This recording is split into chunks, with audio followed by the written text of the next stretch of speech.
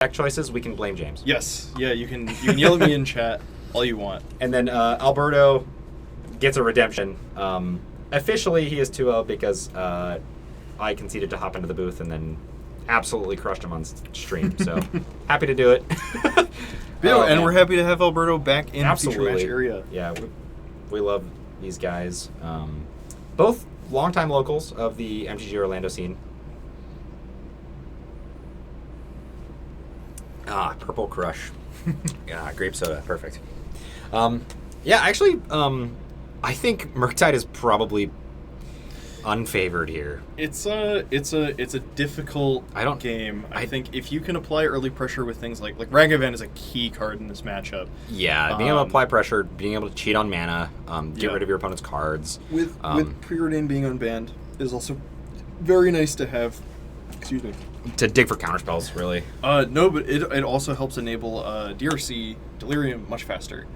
Because really, what you're looking for here is you're looking for early pressure followed by sufficient interaction. That being counterspells. So we're gonna see Matt lead on Island Preordain. I think Bubble Island Preordain. Did he already sack it? It looks like he did. Yup. Did he get his draw? Yes. Okay.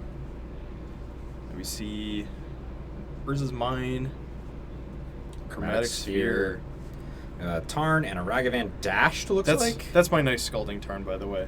Oh, love it. It looks like a Modern Horizons original.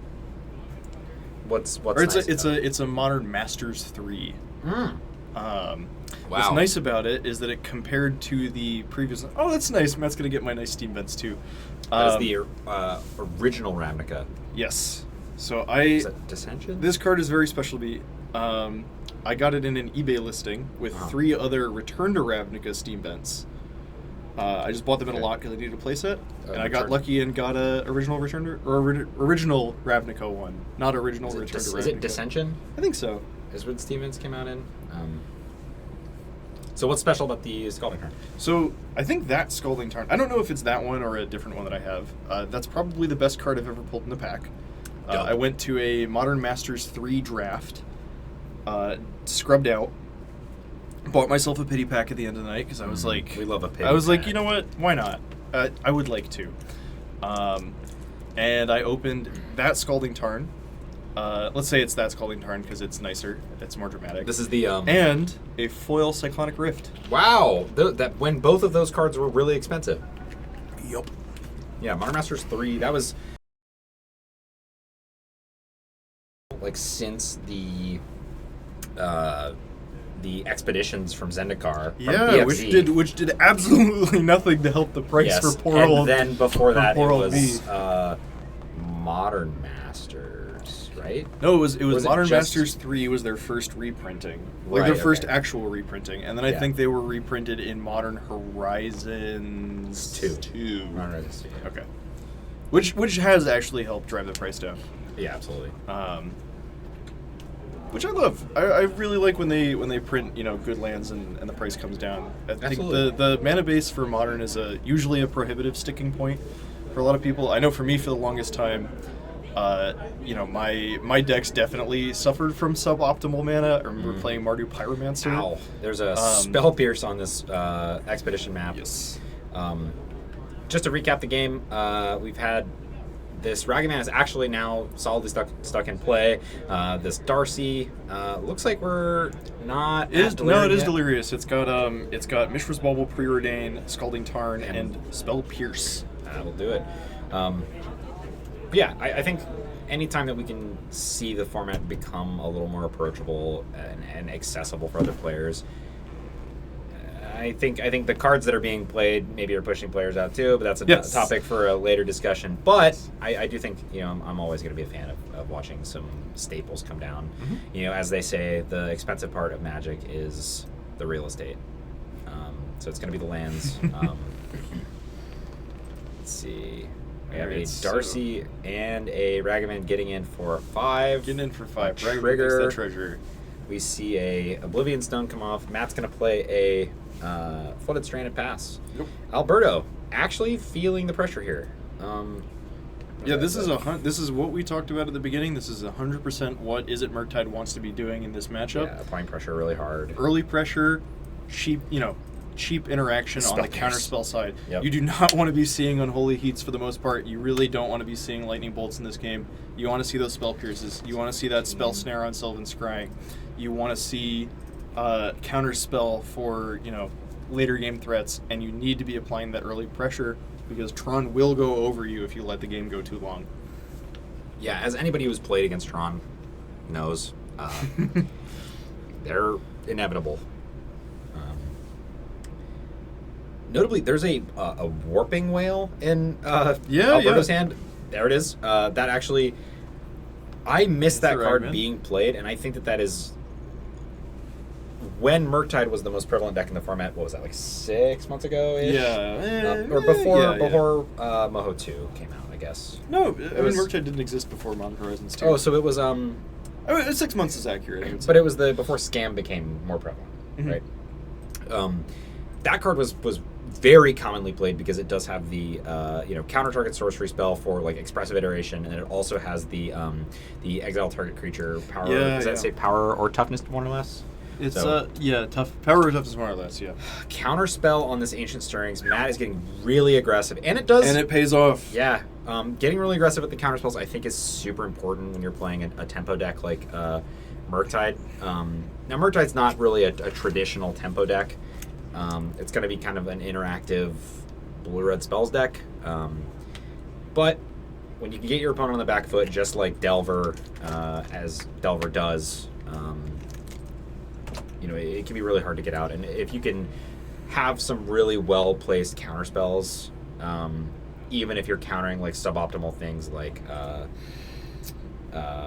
non-threats, you can really use that to leverage your advantage.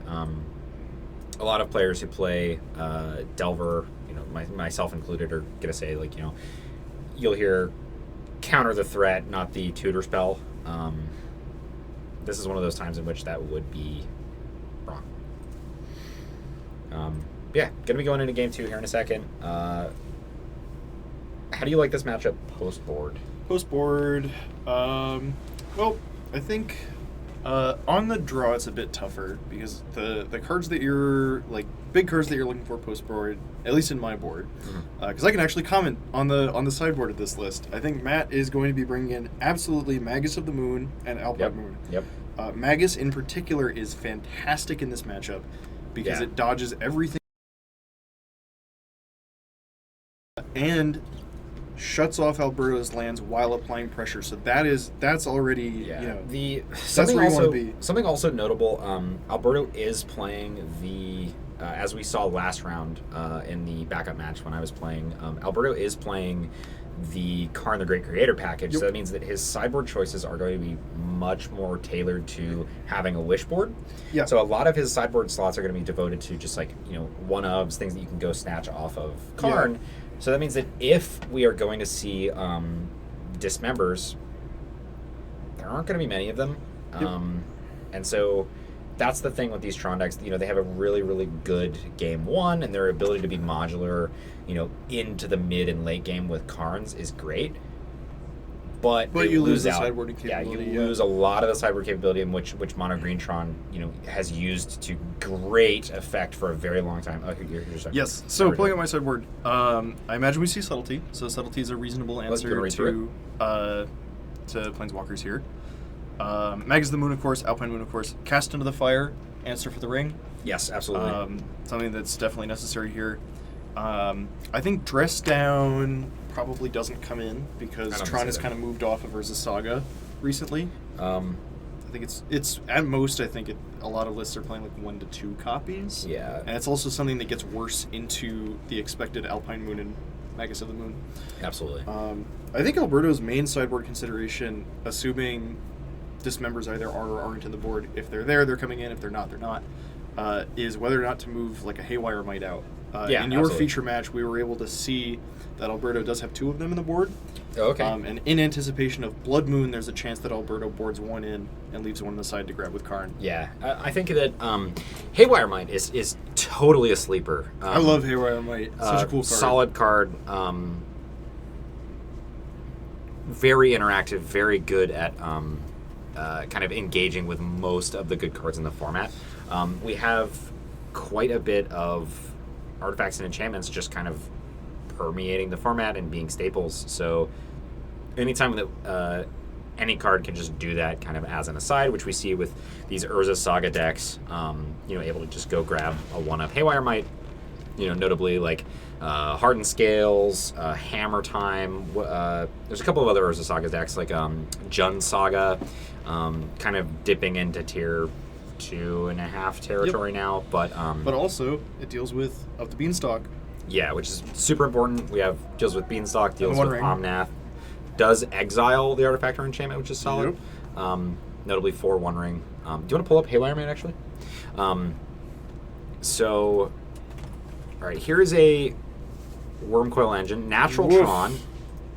Natural Tron from Alberto into Wormcoil Engine. Now, notably, Spell Pierce does not counter Wormcoil or Wormcoil as it being a creature. It looks like he does, in fact, have the Spell Pierce in hand. Is that a spell? It could be spell a snare. Spell snare. Murktide, spell snare. I can't read the rest of his hand. Nothing you can do about that. No, it's unfortunate. Here is a expressive iteration trying to get his way out of this.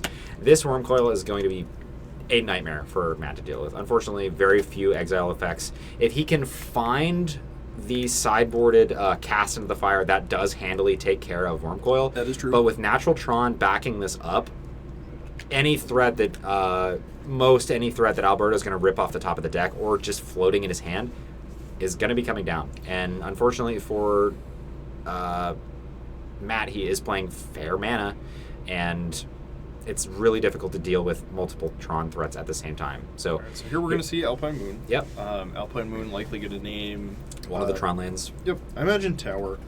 At this point, I don't think there's much of a difference. Matt doesn't have any knowledge of Tron lands in Alberto's hand. I think optimally you want to name the one that they have the least of, because it does still tap for colors. Correct. And however, the notably, I think that it is suboptimal to name Alpine Moon. To name what? To name Tower, actually, because in most cases, when you're choosing a targeted land for, it looks like he did name Tower, which I think is a little bit suboptimal because the Tron player wants towers because it adds 3. Yes, so because Tower is obviously better than the other two, in most cases, you want to you want to destroy the tower in most cases for like bouncing it or removing it, because what that will do is that will mean that they will have to spend a lot of mana to get towers and then run them out of towers faster, like you said. But in the case of an Alpine Moon, if your opponent is able to use the other 2 colorless mana to get rid of your Alpine Moon, they are left with more mana afterward. Small edge cases, but I think Magic player. That's true. Yeah, because if you name Tower and they get rid of it, they have more mana. If they don't, use I guess it they to don't, because they usually need a green to deal with the there's no colorless card. I think that. I guess there's plenty of color. All right, so there you go. So there is a Boseiju on it, which he had to use the green, which of course kind of invalidates what I was saying. But like, it's going to depend on lots of different kind of edge cases, and I think modern players are really fond of those. So, Matt has graciously played one of my white border Scalding Tarns. These are also manually? special. Yes. So these Scalding Tarns were purchased by me before Scalding Tarn had been reprinted as anything but a Zendikar Expedition. They were fairly cheap for Scalding Tarns at the time because the borders are so scuffed that they kind of look white. I have a friend of mine who intentionally uses a very, very mild eraser and erases off the borders of black border only cards as a means to alter the look of all of their cards, in which case they have a fully white bordered deck. Yeah. But it actually looks nice instead of... No, it's ugly. Oh! But, consistent enough, yes. Tilting enough that I do support it. Well, do they come out looking like Is that white an unholy border? heat on? Yeah, Right, so you have so an it's unholy heat on the Mert Wormcoil and an unholy heat on Karn. Yeah. Like you were saying earlier, unholy heats are usually quite bad, but we've handily dealt with some of this. Yes. The heat is definitely better than bolt in this matchup. Your bolts come out in favor of heat. It's not the answer you want. It's an answer that you need sometimes, as we're seeing here. Here is a Murktide. Yep, here's a Murktide. Hopefully reestablishing some threats. I think 7/7 Murktide here. 8/8 Murktide. Yeah, we're gonna go as big as we can. Yeah. I think no, 7/7. Yeah, 7 is still a 3-turn clock, which is good. However, if he does make it an 8/8, which of course we've seen he does, with an attack of the Wormcoil tokens, gaining 3 life, this is still a 3-turn clock. Yeah. Once. I mean I think the life linker is probably going to be left back to deal with future Ragavans. One ring. The Death Toucher will still come in. I believe one ring is going to be the grab. He looks like he does have one in hand. Perhaps it's another land. Yep, here comes the one ring. So grabbing the second one ring may be useful because you can cast multiples. Yeah, I mean redundancy is exactly. Also relevant. Redundancy is great in any counterspell matchup, I think. So the Death Toucher is going to. That is the Death Toucher. Yeah. That'll come in. Matt, down to 6. Down to 6. It's gonna fetch. I think. No fetch. Yeah. Interesting. At the moment, I think the fetch only grabs an island. I have 3 steam vents. Thinning the deck. Yeah. And he's dead to an attack with both creatures anyway. Yeah, I mean it could help to. It could help if in the case of drawing bauble. That's true. You can make bauble a little bit better. But deck thinning is also very nice. Some laughs between the players. Yeah, I think that is a spell snare in hand. So that is spell snare, heat, snare. And a fetch. Heat on the lifelinker is super relevant here. Yep. Mask gonna get aggressive here. Play the polluted delta. We have 2 fetches in hand. No, played the 2 fetches in play. Yep, that's what I meant. Oh, the attack didn't deal damage. Uh-oh. Because of the one ring. Uh-oh. No, the one ring didn't resolve. It was counter, remember? Oh, right. That is his I saw the graveyard and saw it. I was like, oh, it's on the field. Okay. Murktide does get bigger. Looks like that's 7 counters on it for a 10/10. Yep. Matt just scoops it up here. I don't know. What did Alberta put on the stack? Did you catch it? Take a one ring. Oh, the second one? Yeah, we knew about the second one ring. And of course, Spell Snare does not help. No. How do you feel about cutting Spell Snare in this matchup? I think that it's actually fine to cut. Yeah, I would cut it. Just because there's 1 legal target. I guess 2 if you count like liquid metal coating. There's Warping Whale. There's Sylvan Scrying. But these things are dealt with by Spell Pierce. Yeah. Anyways.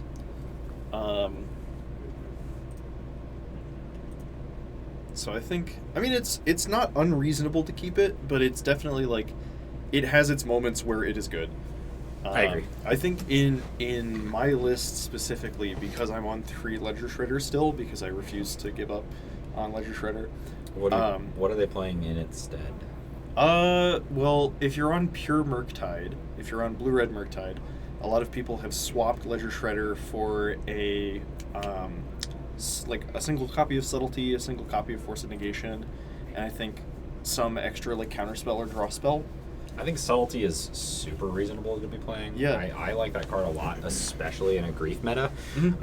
Oh yeah, for sure. I think both ways of building it are absolutely valid. Yeah, I think that the Ledger Shredder build is like much weaker to scam. Yes. Subtlety obviously just lets you time walk your opponent when they try to scam you, which is good. typically that's enough to get ahead, despite them being, that just being a matchup, like a mid-range mirror.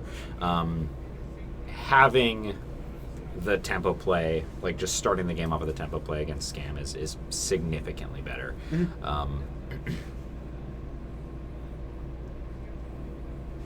The other way that the other approach is to switch to a new Teamer Murktide or Teamer Adventures style of play, where you play Questing Druid, which has come a few times tonight.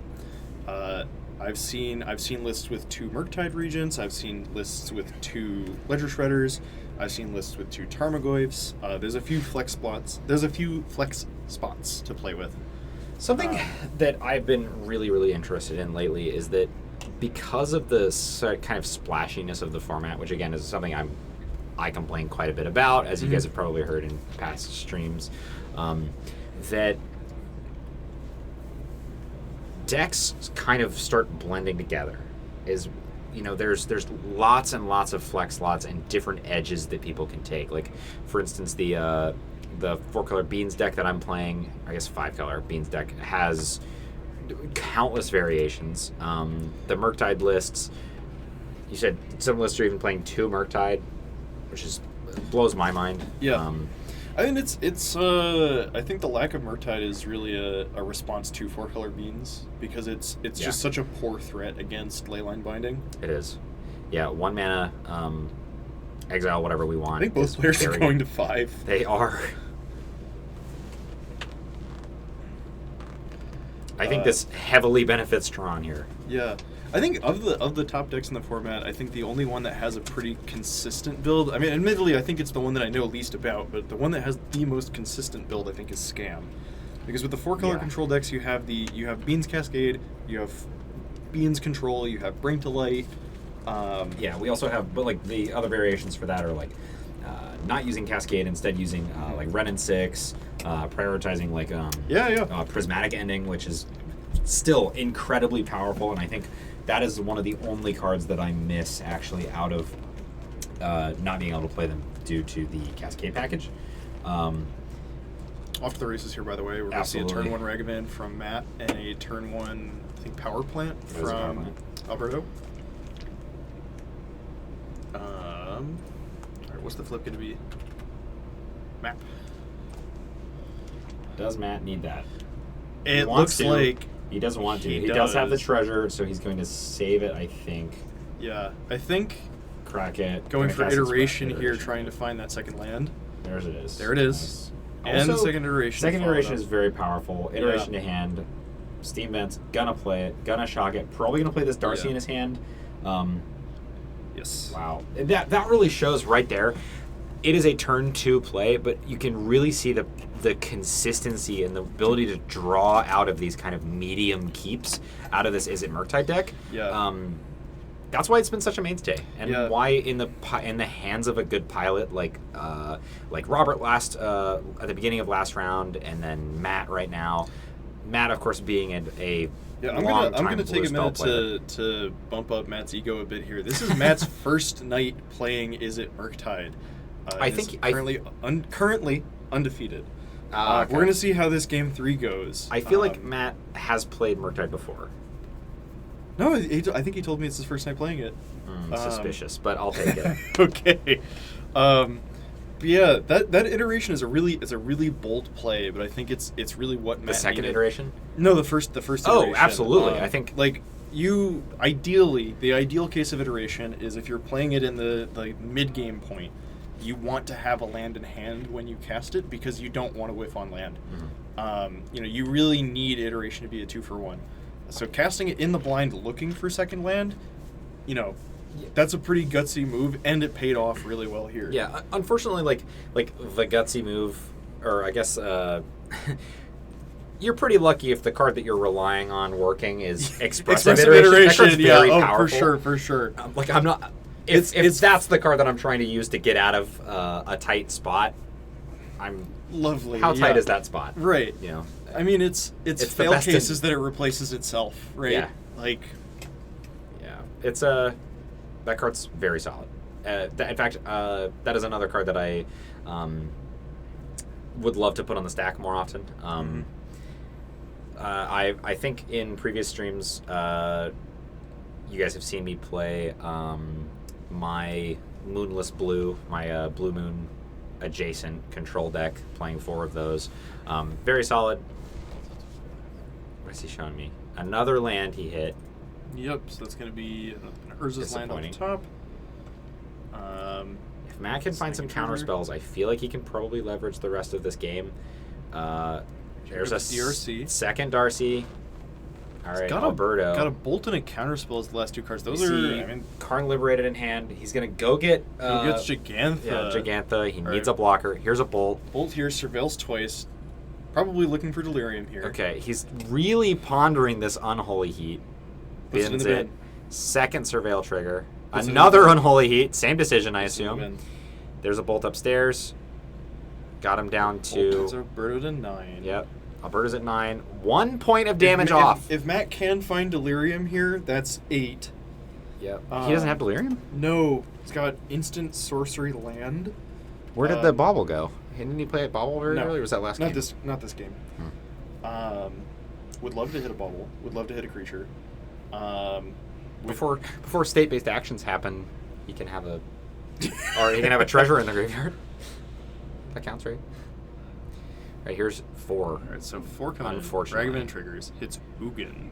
Ugin is unfortunately not castable. Oh, that treasure is not that good. 1, 2, 3, 4, 5, 6, 7. Right. So, Sparbluff, Canal coming in tapped. Yeah, and that's... Wow, was that a concession for Alberto? Yeah. Wow. Not quite dead, but, I mean... surely... Counterspell in Matt's hand.